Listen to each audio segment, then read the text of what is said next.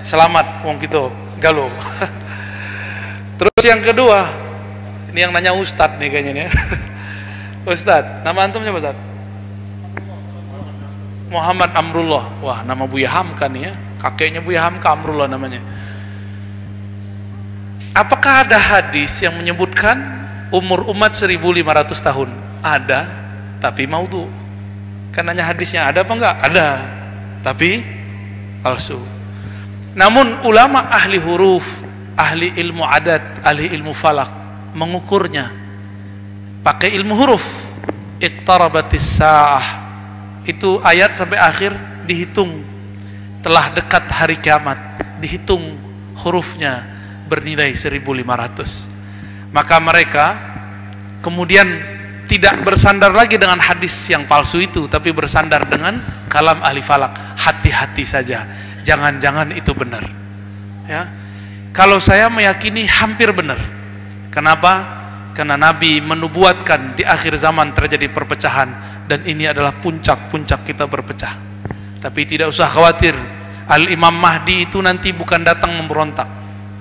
Maka ciri-ciri ahlu sunnah tidak memberontak, walaupun beda dengan pemimpin mana saja.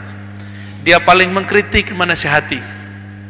Dia paling mengkritik dan mendoakan. Dia kritik tapi dia doa.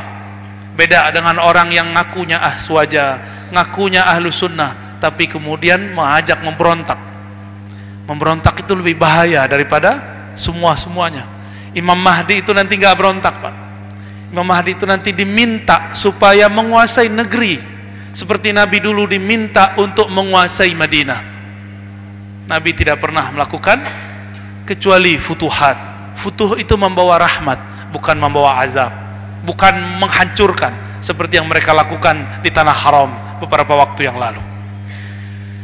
Yang terakhir tadi apa pertanyaannya? Perbedaan sanad ahli hadis, ahli riwayat dengan ahli zikir ya.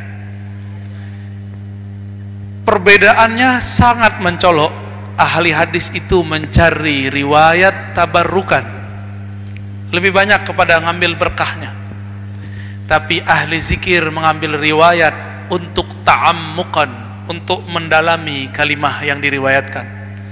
Maka bagi ahli zikir cukup satu sanad, tapi bisa wusul kepada Allah. Tapi ahli hadis tidak, karena ngambil berkah. Berkah bukan satu, banyak berkah di luar sana. Digabunglah ilmu itu oleh Syekh Abdul Samad Al-Falimbani. Beliau seorang muhaddis, juga seorang sufi. Orang-orang ini sekarang ngira Syekh Abdul Samad itu cuma sufi, padahal beliau seorang ahli hadis. Sanad hadisnya termasuk paling tinggi di dunia. Maka orang kalau punya sanad ilmu hadis ke Syekh Abdul Samad, sanadnya termasuk ali, pendek. Maka beruntunglah orang Palembang ya. Cuma sayangnya orang Palembang nggak baca lagi zikirnya Syekh Abdul Samad.